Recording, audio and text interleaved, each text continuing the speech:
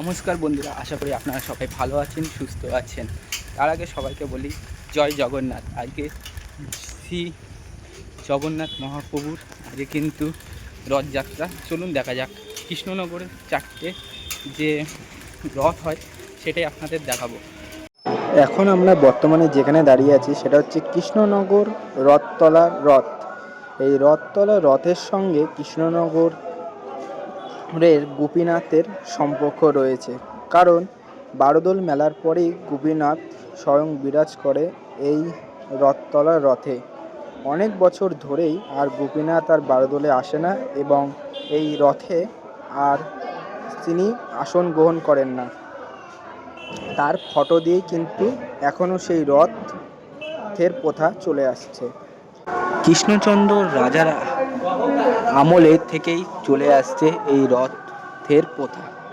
কৃষ্ণনগরের মধ্যে সবচেয়ে পুরনো যদি কোনো রথ থেকে থাকে তাহলে কৃষ্ণনগর রথতলা রথই সবচেয়ে পুরনো। এবারটা দেখতে পাচ্ছ সাজানো গোছানোর পরে কিন্তু স্বয়ং এখানে কিন্তু গোপীনাথ না, গোপীনাথের মতনই একটা ঠাকুর মানে রাধাকৃষ্ণ ঠাকুরকে বসানো হয়েছে এবং গাড়ি চালাচ্ছে বলরাম, দেখতেই পাচ্ছ। আর সুন্দর কিন্তু করে সাজানো হয়েছে। আর এখন আমরা বর্তমানে দাঁড়িয়ে আছি কৃষ্ণনগর শক্তিনগর মাঠে, যেখানে প্রত্যেক বছর রথ হয়। আর এই যে দেখতে পাচ্ছ রথটা, আর শক্তিনগর মাঠে কিন্তু বিভিন্ন ধরনের স্টল বসে, মানে মেলা একটা বসে, সোজা রথ এবং উল্টো রথ দুটোই।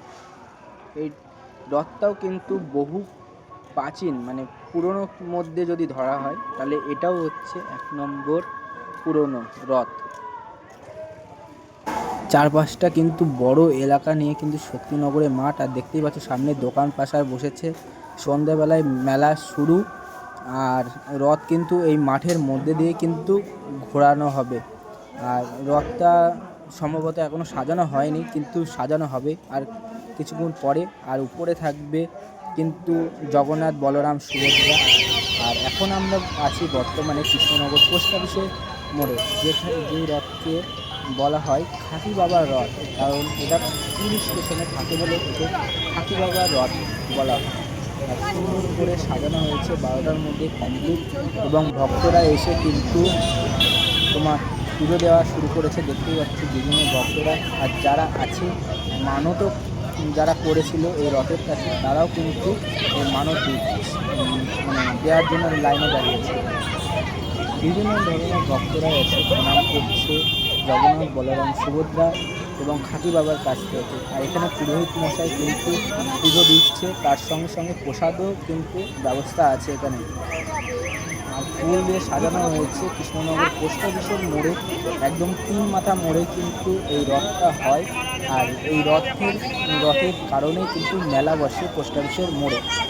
আর তাছাড়াও সামনে কিন্তু বাচ্চারা বিভিন্ন ধরনের রথ কিন্তু এখানে নিয়ে সাজানোর জন্য নিয়ে এসছে, মানে রথের সঙ্গে বড় রথের সঙ্গেও কিন্তু ছোটো রথকে নেওয়ার জন্য সাজানো হয়েছে।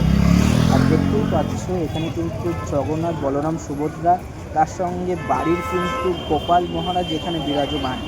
আর এখানেও একটা ঠাঁই করেছে, এখানেও দুটো গোপাল আছে, তার সঙ্গে নিচে বলরাম, সুভদ্রা এবং জগন্নাথ মহাপ্রভুও কিন্তু আছে। বাচ্চারা করলেও কিন্তু সুন্দর সুন্দর কিন্তু রথ বানানো হয়েছে এবং ভক্তরা কিন্তু লাইন নিয়ে কিন্তু দাঁড়ানো হয়েছে। দেখতেই পাচ্ছ সাধারণ মানুষরা এসেও পুজো গ্রহণ করছে। দেখতেই পাচ্ছ ঘড়িতে 12টা বাজে, আর 12টার সময় কিন্তু আমি এসেছি। আর প্রচণ্ড ভিড় হয়ে যাবে একটু পরে। চলো এবার নিয়ে যাওয়া যায় কৃষ্ণনগরের প্রাচীন। এখন আমরা বর্তমানে চলে এসেছি কৃষ্ণনগর, যেখানে বলরাম, সুভদ্রা এবং জগন্নাথ মহাপ্রভুর নিত্য পুজো হয় এবং এই বিগ্রহগুলি কিন্তু রথে বসানো হবে পুতুল পট্টিতে, মানে যেখানে কৃষ্ণনগরের মাটির পুতুল এখানেই থাকে। আর এই কাকাবাবু কি বলছে সেটা রথ থেকে যখন বিয়ে হয়ে যায় তখন আমার ফের এখানে চলে যায়, এইটাই ঘর।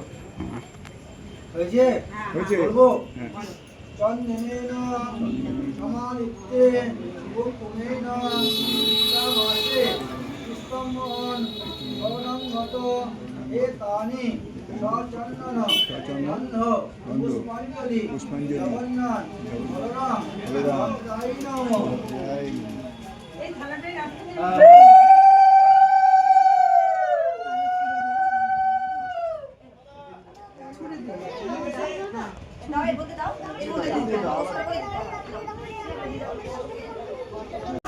পুজোর অঞ্জলি তো আপনাদের দেখালাম, এবার আপনাদের দেখাচ্ছি কৃষ্ণনগরের ঘূর্ণির পুতুলপট্টির যে রথটা হয়েছে সেটা কিন্তু সাজানো হচ্ছে, এখনও কিন্তু কমপ্লিট হয়নি। সন্ধেবেলায় কিন্তু রথ বেরানো হবে, আর রথটায় কিন্তু সুন্দরভাবে সাজানো হয়েছে। বলেই না শিল্প যেখানে সৃষ্টি পায় সেখানেই কিন্তু রথের সৃষ্টি হয়েছে। আর রথটা কিন্তু খুব সুন্দর হয়েছে, আর লেখায় আছে উপরে হরে কৃষ্ণ হরে কৃষ্ণ। তো আজকের জন্য এইটুকুই, দেখা হচ্ছে পরের ভিডিওতে।